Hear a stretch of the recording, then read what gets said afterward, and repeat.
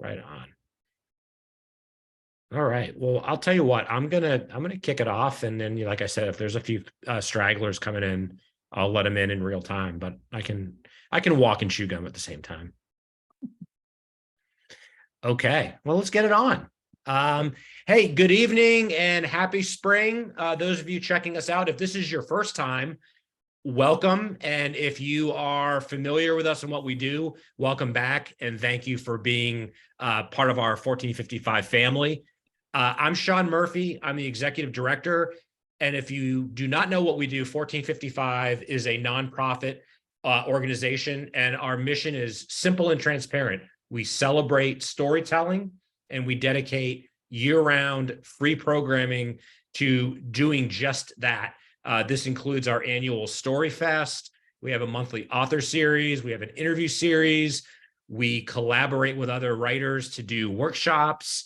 We've got the Movable Feast initiative, which is talked about in this issue, and not least our quarterly e-publication, Movable Type, of which issue 14, our annual diversity and beauty issue, just dropped a couple of weeks ago. And we always accompany the release of each new issue with a live event. The plus and negative is that in a wonderful and appropriate commentary on a diversity issue, we had representation from literally across the globe. The only problem with that, as you can imagine, is finding a time that is suitable and opportune for everyone involved. So there are more than a handful of contributors for this issue that are either in another country right now or have some pressing engagements. I'm going to talk about them a little bit at the end, but we have some contributors to this issue here. I want to very quickly say a few words and then turn the spotlight on them so we can hear. The whole purpose of this event is to celebrate the issue and talk a little bit about what we're doing and why we do it. So for this issue, beauty and diversity, I'll read a slight excerpt from my director's note that kicked off the issue. Because how does one really talk about beauty when the whole point should be showing it? And that is what we tried to do in this issue. But if beauty is in the eye of the beholder, it's not so simple, and it never has been. I think we would all agree.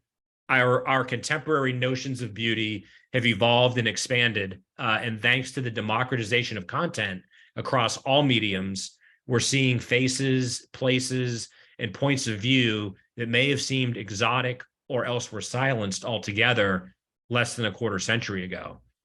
All of which is to say, the need for personal narrative is as imperative and empowering as ever, and the ability to share these stories has never been more accessible, more possible. And at 1455, our goal is to provide space for these storytellers so that we can connect, share resources, assist and inspire creatives everywhere, and bring together artists, educators, entrepreneurs, and enthusiasts, all sharing a passion for literacy and the literary arts and finding ways to engage in positive dialogue and opportunities to enrich. There's a lot of ways to support 1455's mission. You can sign up for our newsletter. You can attend events like this. You can help us spread the word. We are recording this event tonight. We will post it on a website. You can share that around and help us recruit more talent so we can tell more stories.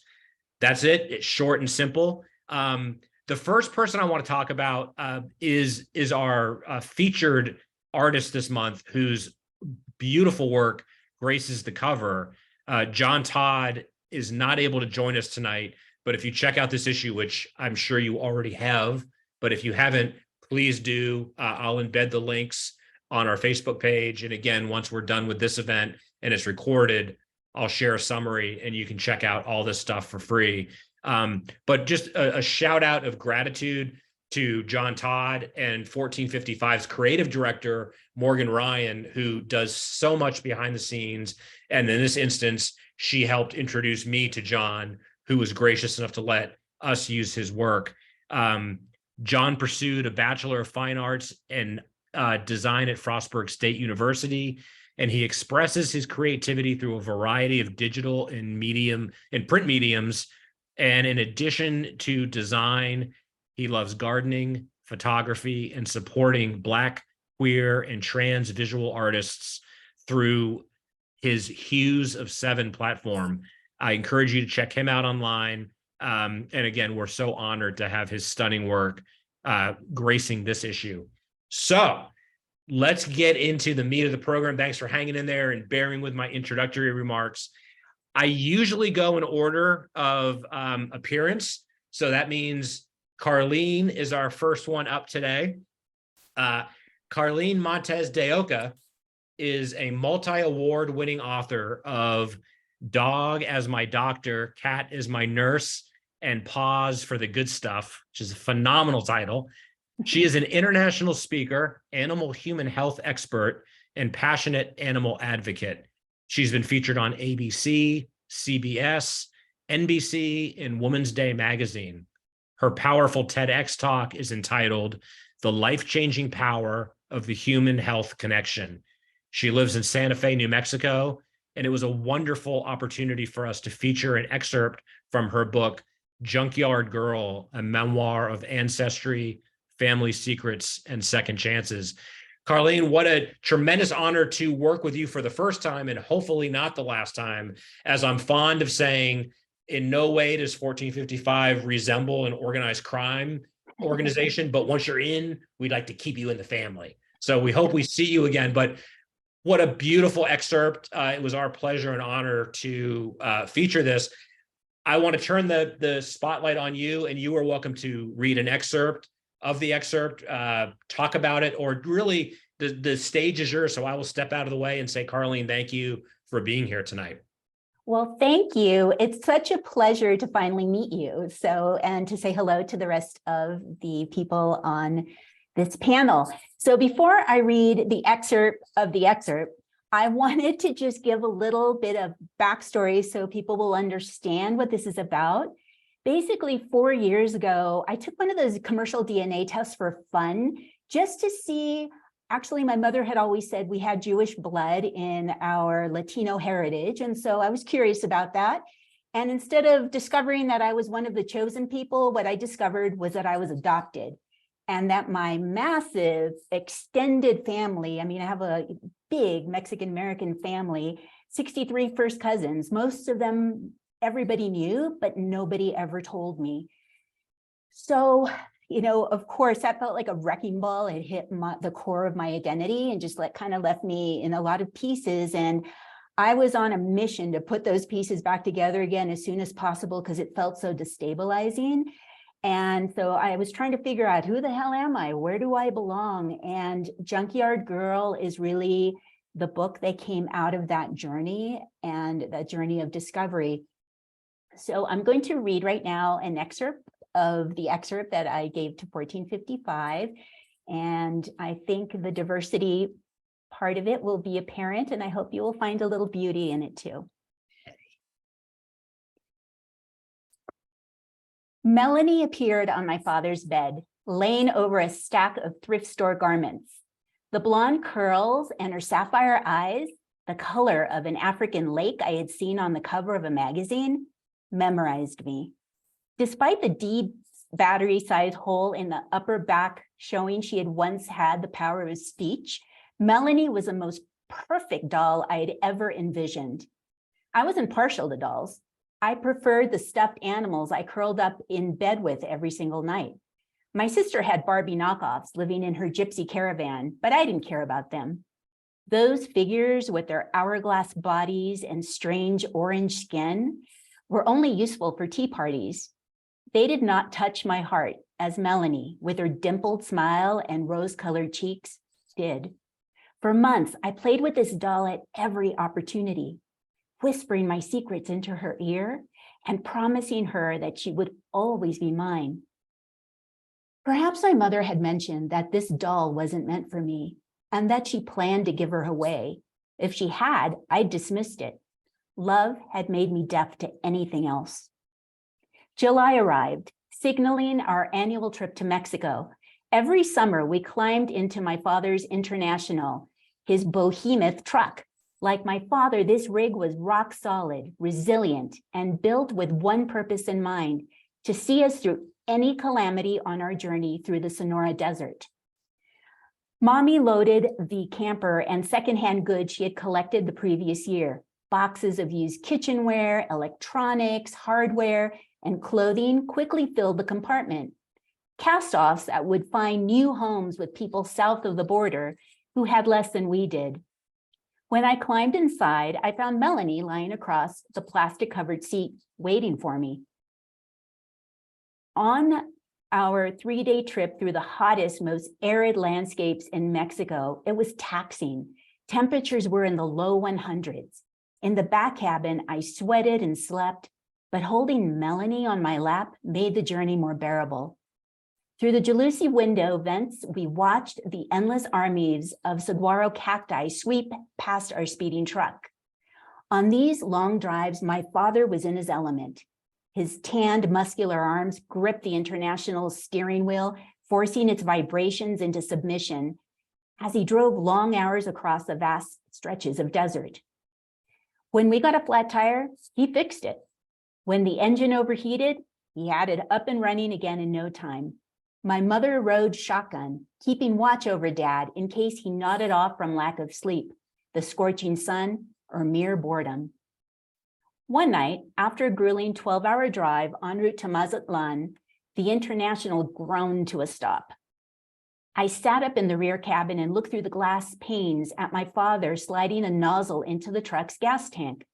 The smell of fuel mixed with fried street food reached me as Mommy opened the back door. Her arm stretched towards me. I was about to reach back when I realized it wasn't me she wanted. It was Melanie. Dámela, she said. I gripped Melanie tighter. Mommy repeated the word slower, as if I hadn't heard her the first time. Dámela. Asking why, saying no, or refusing my parents was never an option. I did what I was told. I handed her Melanie. As my mother closed the cabin door behind her, the cool feel of Melanie's chubby plastic legs lingered on my fingertips. I scrambled to the window and watched as Mommy approached a dark-skinned woman standing barefoot on the side of the road. Her parched face looked weary, as if attempting to smile would leave her exhausted. A little girl about my age, a smaller version of her mother, stood in front of her, her smile gappy and bright. I couldn't hear what Mommy said to them, but in the end, it wasn't necessary. When she handed Melanie to the girl, I knew my mother was giving her my child. The gas cap clunked into place, alerting us it was time to get going. Mazatlan, with its crystal waters and poolside cabana, awaited. My sister Lily sat in the front cabin, mouthing the words to a song on her transistor radio, as my brothers Ray and Art tried to beat each other into the truck. My father jumped inside as if the full tank of fuel had rejuvenated him as well as his vehicle. The International rumbled to life with a twist of the key. Mommy climbed inside beside Dad, her face devoid of emotion. I peered through the window panels at the little stranger cradling my doll as if she were hers. She is hers now, I realized. Melanie looked at her new mom with the same frozen smile and blue glaze that had won my heart. I wondered if there were tears in Melanie's eyes, as there were in mine. Even at my age, I knew that this girl was poor and that my life in America was better than hers. I could have been happy for her or admired my mother for her benevolence, but I didn't. Instead, as I watched Melanie's new mommy disappear past the steam emanating from the food vendor carts, I questioned my mother's love. Like a vase knocked from a mantle, a crack formed in the foundation that had once bound us together. Mommy and I were not yet broken. The true rupture would come later. But today, something unfamiliar found its way under my skin into the place where love had once lived. Seedlings of resentment took root in my heart, and there they gestated, eventually growing into shoots of hate, waiting for the next time my vulnerability called on them to emerge. Wow. Thank you so much, Carlene. We've definitely got the time, and I've got some questions once everyone's read. But if you have any immediate thoughts to accompany that beautiful excerpt, you're welcome to talk a little bit more about your memoir or your other work and your feelings about diversity and beauty. I'm going to ask everyone about that tonight. Well, I thought I hit my time, so I hadn't thought of anything else to say except that it's an interesting thing, I suppose, to write a memoir. It wasn't something I had ever thought of, and certainly not this one if I hadn't been hit broadsided by this news of suddenly discovering this and really trying to make sense of it all. And this is why I feel really gifted that I am a storyteller, I am a writer, because writing really helped me. It helped me heal. And part of that was, and for any of those who have read Junkyard Girl or will read it, you'll see that I grew up feeling a lot of shame for many reasons. And so it was always a part of myself that I kept to myself and I would never share. So in a million years, I never thought I would share this story and the depth to which I share it, because I always thought, well, people will probably reject me if they really know the real me. But that is the amazing thing I think I've discovered from writing a memoir, is that people embrace you. Not one person has said, wow, that really sucks, you're kind of weird. In fact, they've done the opposite.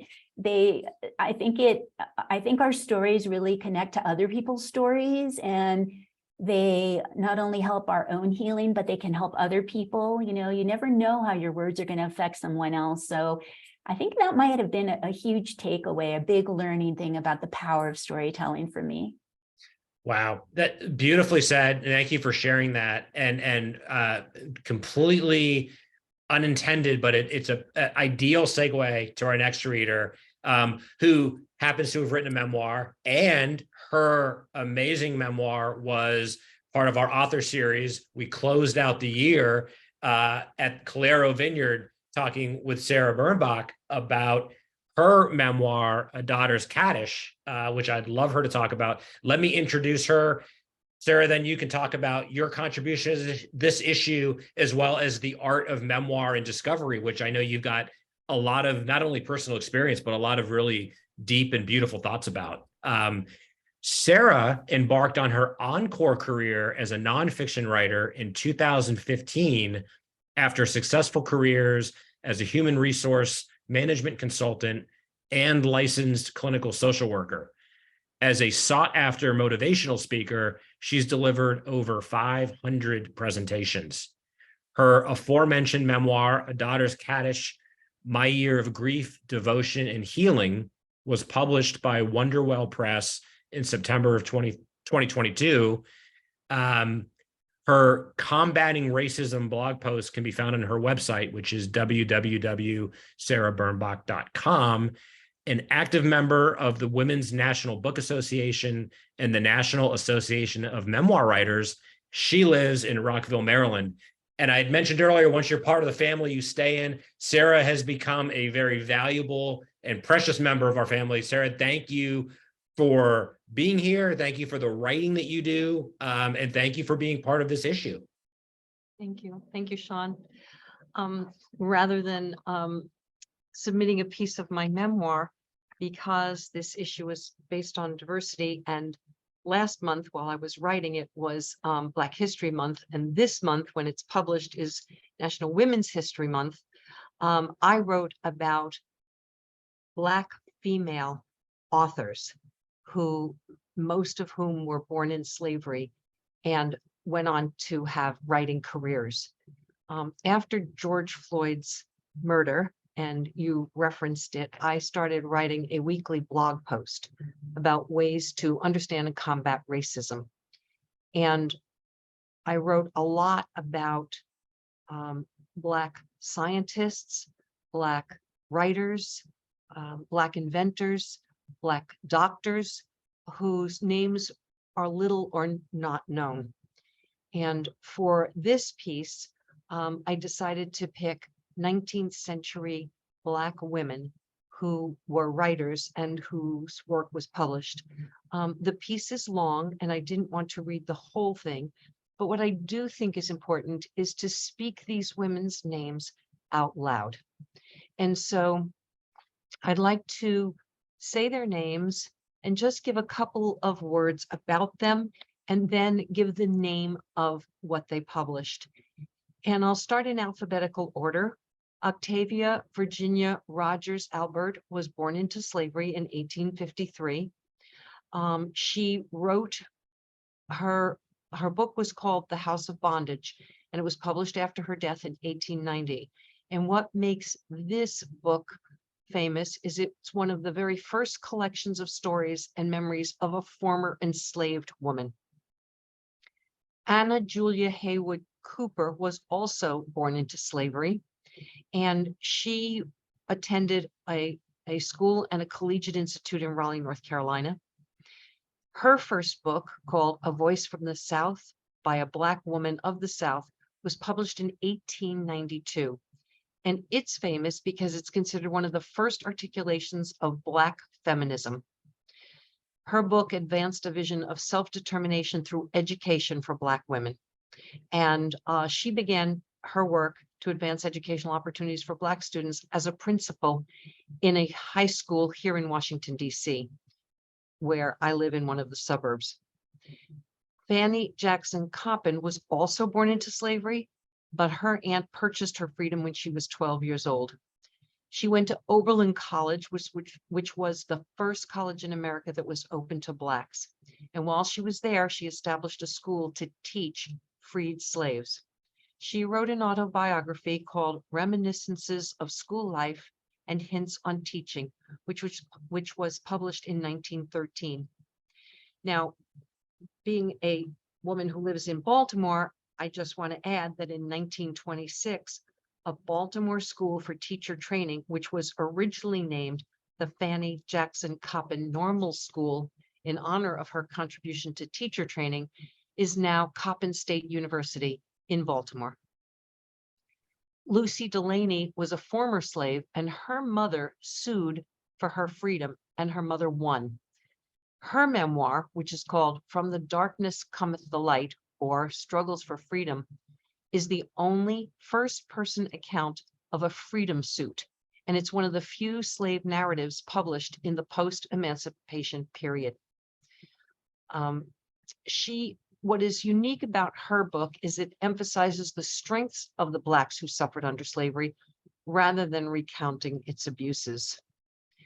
Her book was actually reprinted in 1988 when the mid-20th century civil rights movement and feminism became popular. And it is available online by Project Gutenberg, as well as by the University of North Carolina in its Documents of the American South website. Frances Watkins Harper was born to free Black parents. And by age 21, she had written a small volume of poetry called Forest Leaves. When she was 26 years old, she moved in with some abolitionists in Pennsylvania, and she started writing poetry for anti-slavery newspapers. Her poem, Eliza Harris, was published in The Liberator and in Franklin Douglas's newspaper. In 1851, she had compiled her second small volume of poetry called Poems on Miscellaneous Subjects, and it actually featured an introduction by the abolitionist William Lloyd Garrison.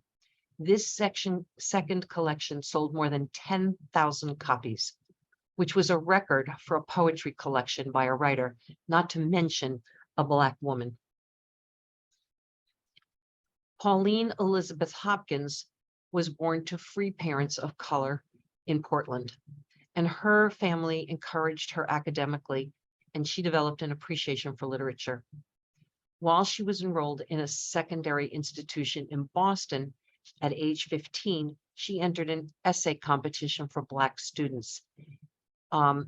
She placed first in the competition. She received $10 for her essay called The Evils of Intemperance and Their Remedies.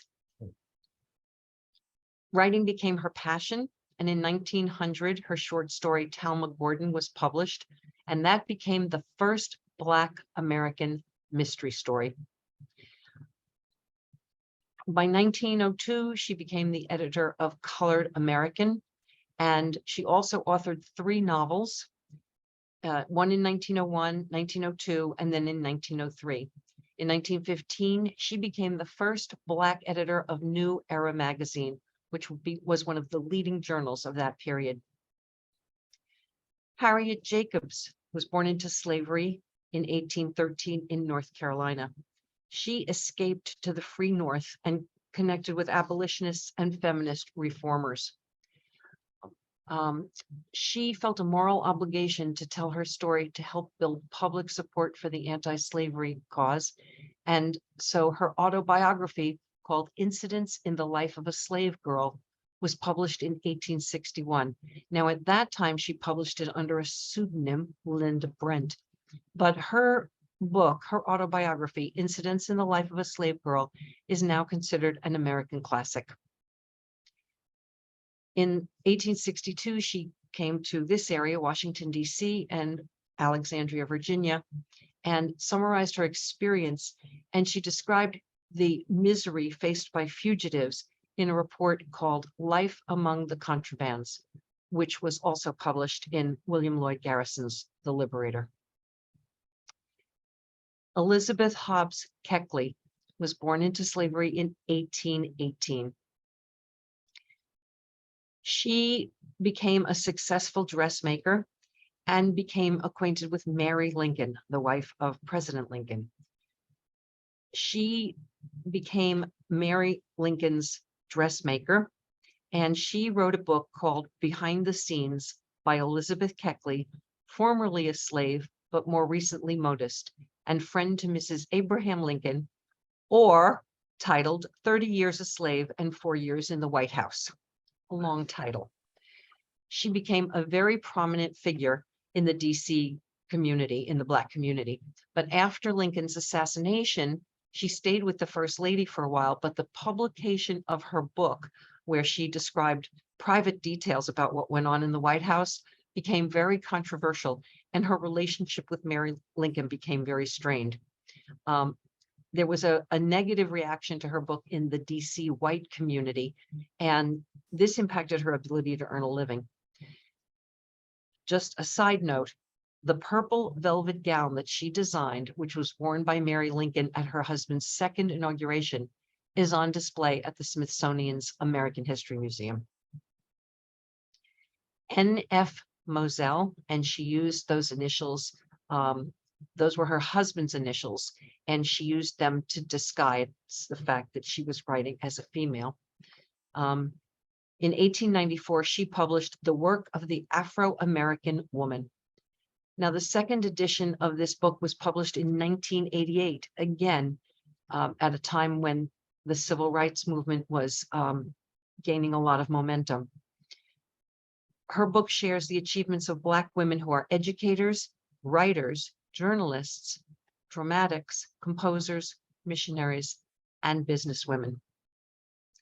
Priscilla Jane Thompson was born to 2 slaves who escaped to freedom in the Underground Railroad. Her parents raised her to be educated, and inspired by the stories of her parents and other Black folks in the Cincinnati area, she published 2 books of poetry, one in 1900 and one in 1907. Her first book, Ethiop Lays, was featured at the Paris Exposition in 1900, and it won significant praise. She fought for Black women's place within the literary world, and her poetry is considered an ode to the wisdom and beauty of Black women. And finally, I want to mention Sojourner Truth. Her birth name was actually Isabella Bell Baumfree. She, as many people know, she's a more familiar name, was born into slavery in New York. She was bought and sold 4 times, and she was subjected to very harsh physical labor and violent punishments. She never learned to read or write, but in 1850, she dictated what would become her autobiography, The Narrative of Sojourner Truth, to a man named Olive Gilbert, who assisted her to get it published. She survived on sales of the book, and her book brought her national recognition. She became a lecturer. She talked about women's rights, and she became famous for a speech that she delivered in Akron, Ohio, where she spoke extemporaneously. Her speech was called "Ain't I a Woman?" And in that, she challenged the prevailing notions of racial and gender inferiority and inequality by reminding people of her combined strength. She was 6 feet tall. During the 1850s, she spoke nationally and helped many slaves to escape to freedom.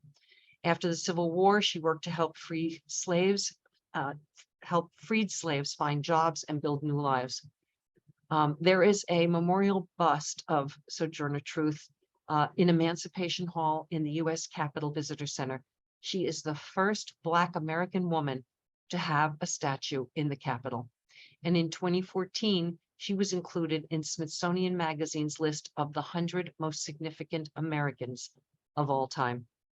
Now, these women are just a small sample of the very earliest Black American women writers, but they paved the way for more contemporary women authors, such as Maya Angelou, Roxane Gay, Bell Hooks, Toni Morrison, Jesmyn Ward, and Isabel Wilkerson, just to name a few.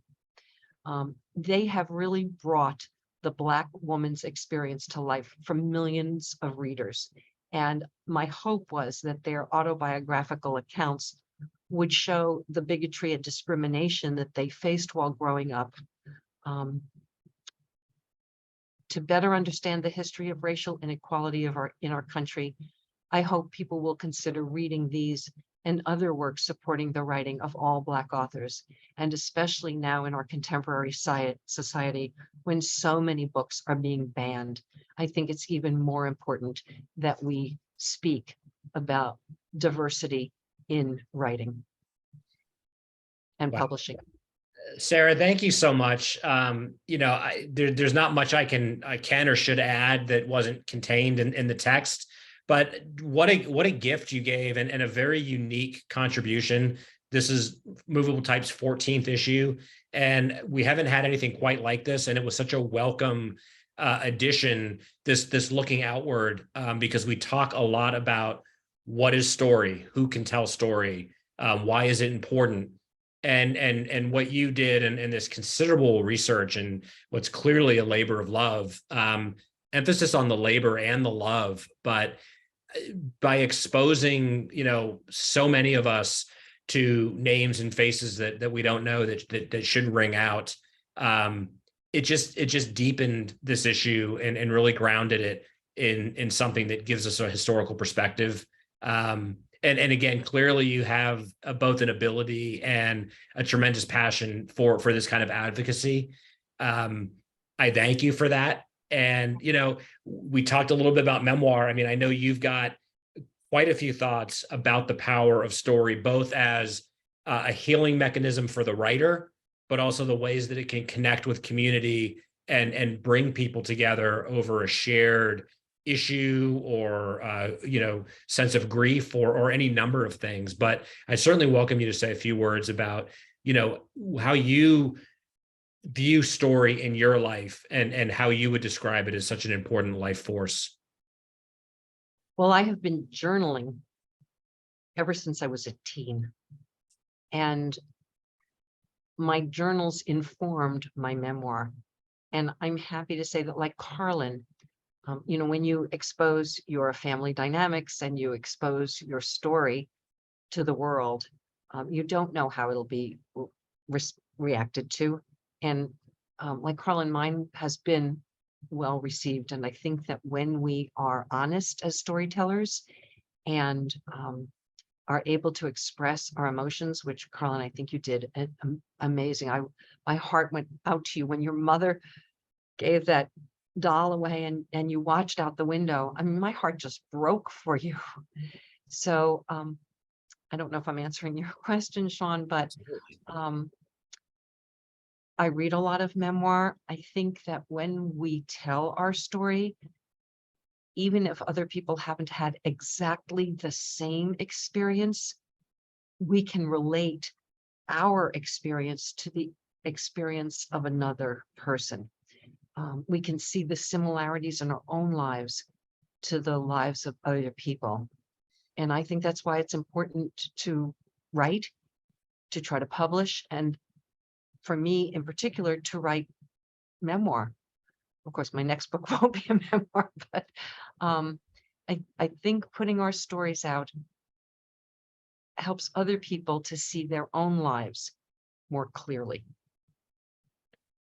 Wow. Well said. And you know, I also want to acknowledge, you know, you are a master storyteller in so many different ways, but your clear desire to share the importance of story and making the world bigger, making people's lives bigger by exposing all of these other worthy voices is such work that's not done often enough, in my opinion. So it's most welcome and greatly appreciated. So thank you, Sarah, for all that you do, and thanks for being here.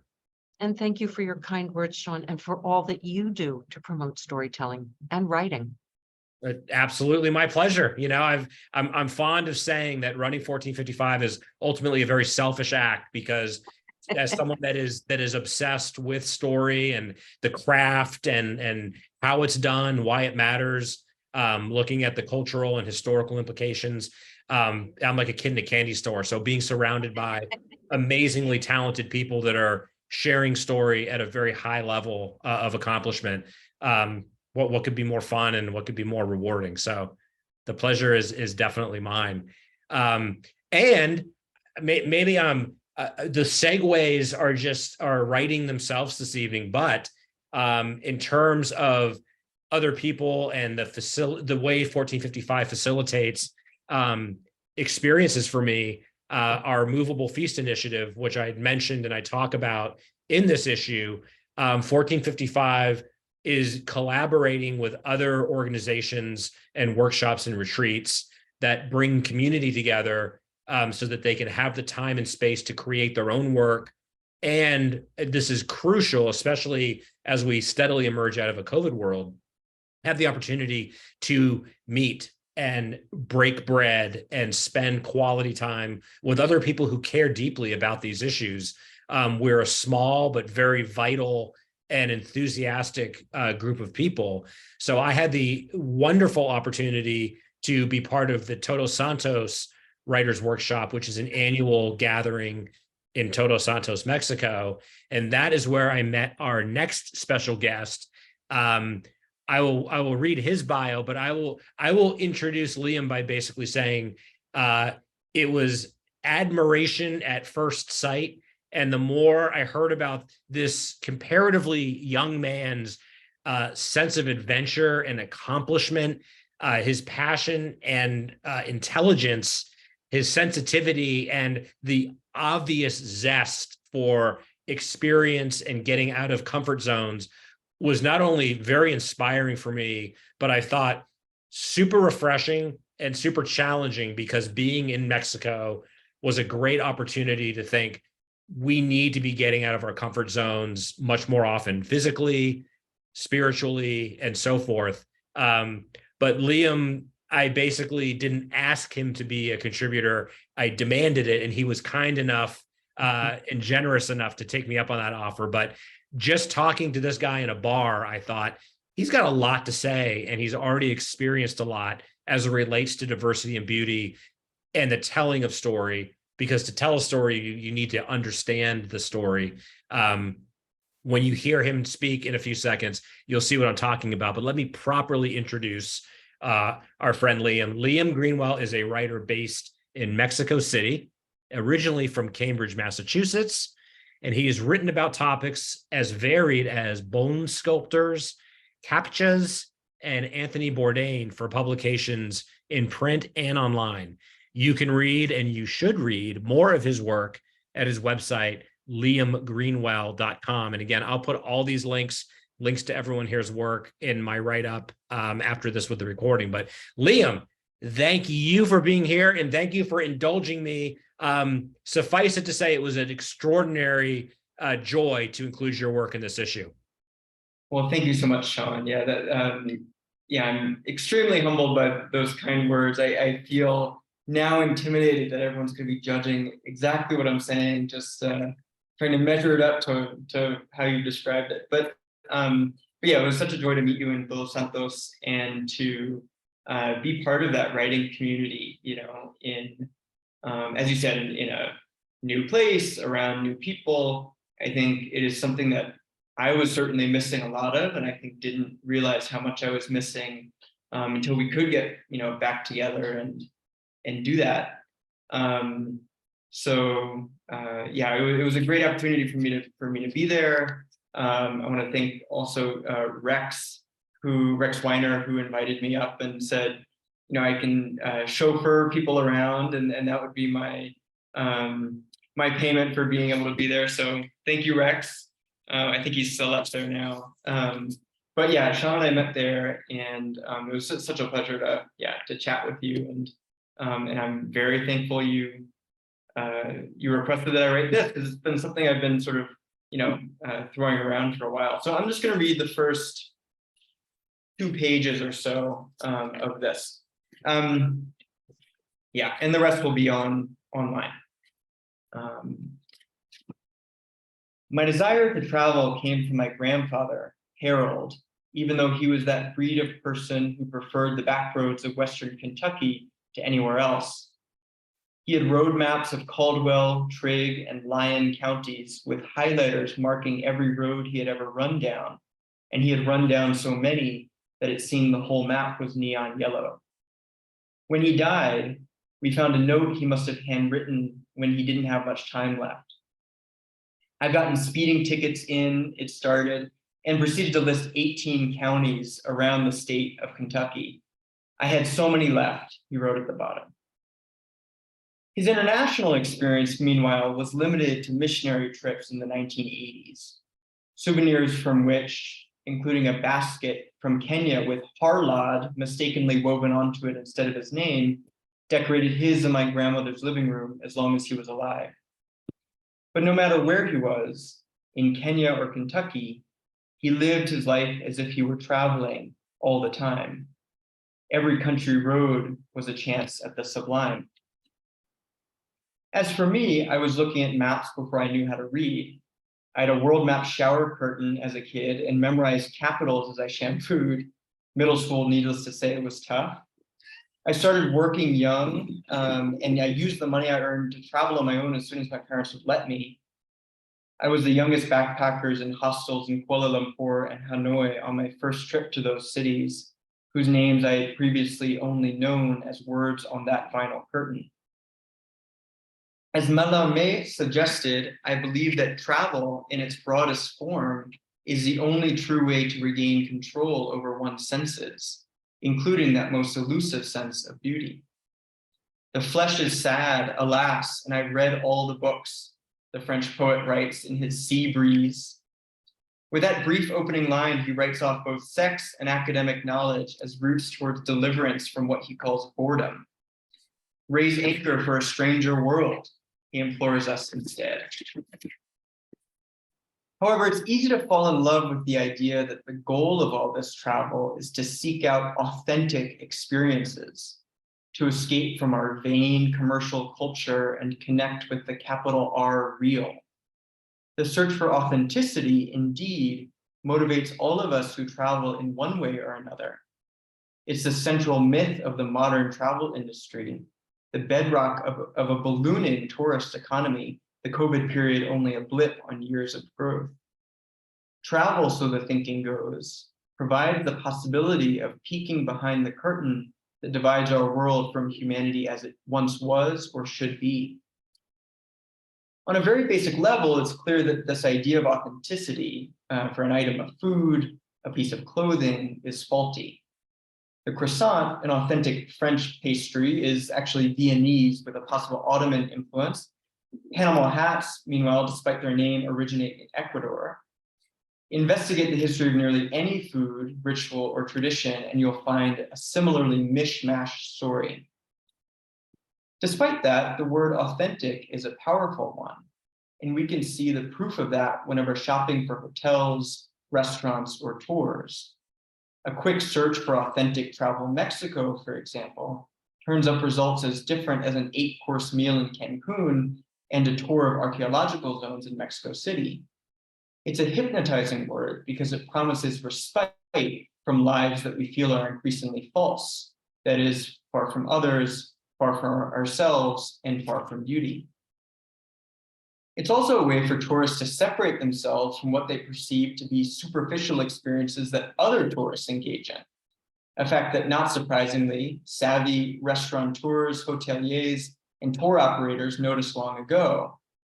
Authenticity is a lullaby, a coo in our ears, that reassures us that we are not like the others, that we care about local culture, local history, and local people. The word assuages those who may otherwise fear they are being duped. The meal, though expensive, is authentic. The rug, which costs the equivalent of 2 years' local salary, was made authentically. Even budget backpackers who may not have the money for or interest in handmade tapestries are swept up in different ways. At a hostel I once stayed in Mumbai, you could request an authentic slum tour. There is, it seems, authenticity of all kinds, and all of it's for sale. All right, so I'll stop there. Yeah, the rest of it's online. The rest of it's online, Liam. I mean, wow, thank you again for contributing, for being here to read from that. I want to really both acknowledge and celebrate one of the things that I genuinely admire about your whole sensibility, because we talk a lot at 1455 and people I talk to, and I think we read about it in so many articles, the notion of both tourism, kind of as a metaphor. I think that applies obviously to the things you're talking about with sensory experience, but even in the literary world, a lot of people, I think, that get frustrated with writing and are enlightened to learn is that writing and storytelling has to be something that you don't dabble in and kind of jump in and out of at your convenience. It has to be something that you're passionate about. You have to be all in, and through repetition and different ways of pushing oneself, a certain style emerges and one's able to refine one's voice. What I really dig about your sensibility is this real obsession with lived experience that so many of us, and I'm including myself, are mostly content or resigned to reading about or hearing about or watching on TV.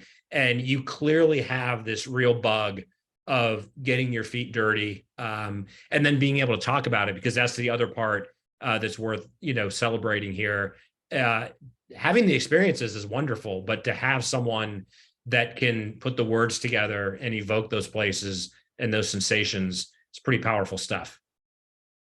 Well, thanks, Sean. Yeah, and I think what I wanted to stress in this, at least a little bit, is that's possible very close to home as well, right? It doesn't have to be around the world. And I think, in terms of travel writing, especially, it's like there's, the sort of dirty secret is that, it's not available for everyone, right? It's a very class-based and experience, I think, oftentimes. And so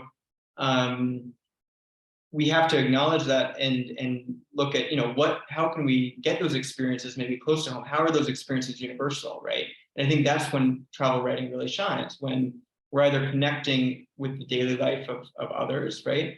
Or we are, turning it sort of inward in that way, as our other guests have talked about too. Yeah. Well, we want to live vicariously through further adventures. So, as I've already told you, consider the doors swinging wide for you. Any and all of your exploits that you care to talk about or philosophize about will be very welcome in our pages. Thanks, Sean. And just tell us right now, or remind those of us watching where you are now and what you're up to for the, I guess, foreseeable future, because you're not stateside, if I'm not mistaken. Right. Yeah, I'm still in Mexico City. I work at a nonprofit here. I'm a teacher as well as a writer, and so I do college counseling at the moment. It's called Mosaico Mentors, and so we help Mexican students apply abroad, and then trying to do as much writing on the side as I can. Right on. Well, and you, speaking of Rex and Jane from Todos Santos and Karen, a big shout out of solidarity and appreciation for the amazing work they do. That is also included in this issue. I'll be happy to include links so you can see the work that they do. But certainly you and Rex and I had talked about the necessity of opening up some doors in Mexico City and getting some writing community down there. So I really look forward to further discussion on that front as we move into 2023. Absolutely.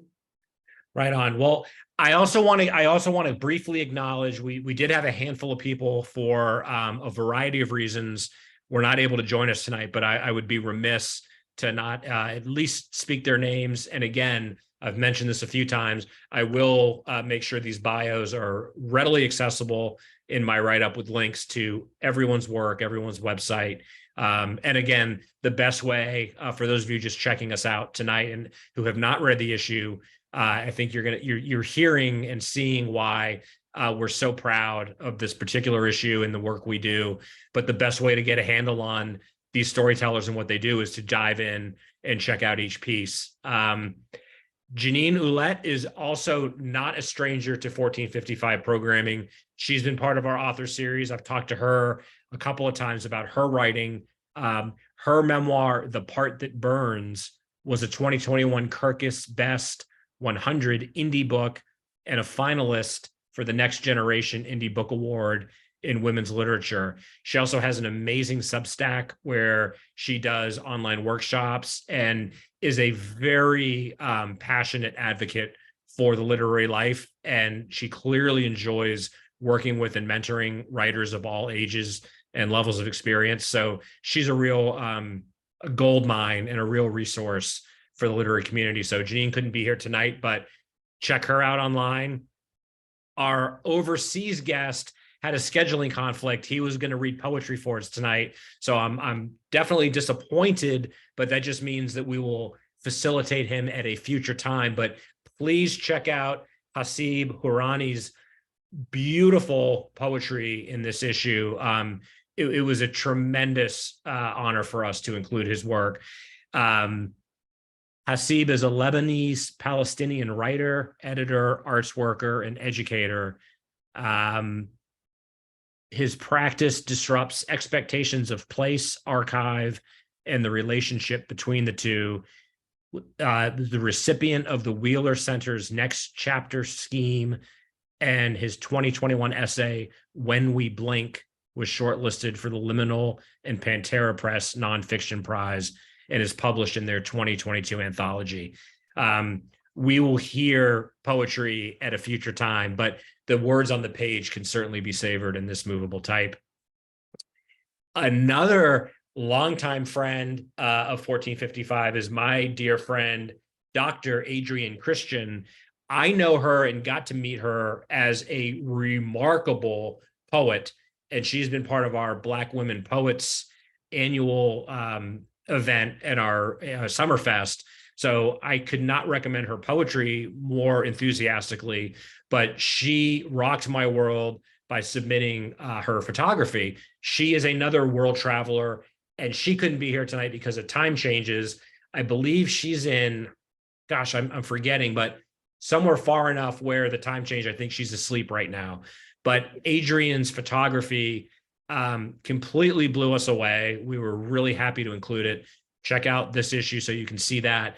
But let me read a little bit about her because you want to check out her poetry too. She teaches writing and photography online and is the author of 2 poetry books, Worn from 2021 and A Proper Lover from 2017. Worn was one of the Rumpus's most anticipated books of 2021. Adrienne, thank you for sharing your work with us and being part of our jam. 2 other people who maybe you're seeing a theme here also are not first timers in 1455's 5-year plus programming. My friend Shweta Vikram, who has been part of our festivals, has contributed to Movable Type in the past. She had a late breaking disruption. She emailed me right before we came online. It's everyone's loss because Shweta is such a force of ebullient nature She's an unbelievable writer. She's an unbelievable advocate, and she just makes you smile. She'll return. So selfishly, I'm disappointed we couldn't celebrate her tonight, but we will again soon. You can find her online. Her most recent book, which was part of our author series last year, it's called A Piece of Peace, which came out in 2021. And I encourage everyone to check out her essay from this issue, which was entitled, "Let's Diversify Our Listening Gut Instead of the Brain."